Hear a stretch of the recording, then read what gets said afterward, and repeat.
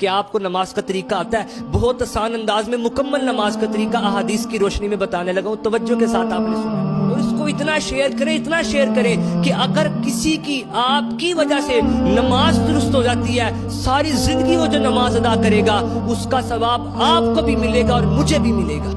یاد رہے کہ جب بھی آپ نماز پڑھنے لگے، آپ کا جسم، آپ کے کپڑے اور جس جگہ آپ نماز ادا کر رہے ہیں، یہ تینوں چیزیں پاک ہونی چاہیے۔ آپ کا ستر چھپا ہوا ہو، آپ کا چہرہ قبلے کی طرف ہو، جو نماز آپ ادا کر رہے ہیں اس نماز کا وقت شروع ہو چکا ہو، اور جب بھی نماز ادا کریں اس نماز کی نیت آپ نے کرنی ہے۔ مثال کے طور پہ آپ نماز ظہر کی 4 رکعت فرض ادا کر رہے ہیں، تو آپ کے دل میں یہ پکا ارادہ ہونا چاہیے کہ میں ظہر کی 4 رکعت فرض نماز ادا کر رہا ہوں۔ اگر دل میں بھی نیت ہوگی کافی ہے، لیکن اگر زبان سے کہیں گے تو یہ بہتر ہے۔ ہاتھوں کو کانوں کی لو تک لائیں اور اللہ اکبر کہتے ہوئے ناف کے نیچے اس کو اس طرح باندھنا ہے کہ سیدھے ہاتھ کی ہتھیلی والی سائڈ الٹے ہاتھ کی کلائی کے سرے پر رکھیں اور ناف کے نیچے باندھیں۔ پھر آپ نے ثنا پڑھنی ہے، سبحانک اللہم و بحمدک و تبارک اسمک و تعالی جدک و لا الہ غیرک، اعوذ باللہ من الشیطان الرجیم، بسم اللہ الرحمن الرحیم۔ اب سورہ فاتحہ پڑھنی ہے۔ کئی لوگ غلطیاں کر رہے ہوتے ہیں، توجہ کے ساتھ آپ نے سننا ہے۔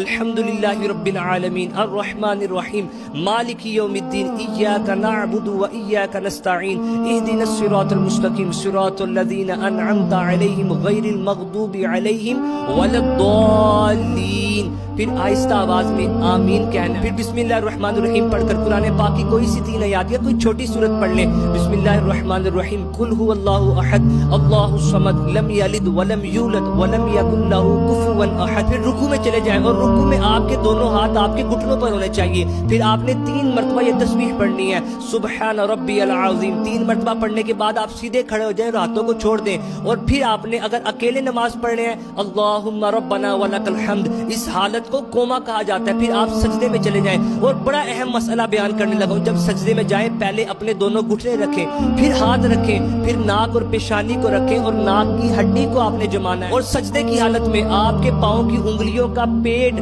زمین پر لگا ہونا چاہیے۔ اگر 10 کی 10 انگلیوں کا نہیں لگ سکتا تو کم از کم دونوں پاؤں کی 3 انگلیوں کا پیڈ زمین پر لگا ہونا چاہیے۔ پھر 3 مرتبہ سجدے میں آپ نے یہ تسبیح پڑھنی ہے، سبحان ربی الاعلی، اور کم از کم 3 مرتبہ تسبیح پڑھنے کے بعد آپ نے بیٹھ جانا ہے۔ دونوں سجدوں کے درمیان بیٹھنے کو جلسہ کہا جاتا ہے۔ سیدھا قدم آپ کا کھڑا اور الٹے قدم پر آپ نے بیٹھنا ہے، اور 1 مرتبہ سبحان اللہ کہنے کی مقدار آپ نے اسی طرح بیٹھے رہنا ہے۔ پھر دوسرا سجدہ کرنا ہے، پھر سیدھا کھڑا ہو جانا ہے، دوسری رکعت آپ نے ادا کرنی ہے۔ جب آپ دونوں سجدے کر لیں گے پھر آپ نے بیٹھنا ہے، اور آپ نے التحیات للہ والصلوات والطیبات السلام علیکہ ایھا النبی ورحمۃ اللہ وبرکاتہ، السلام علینا وعلی عباد اللہ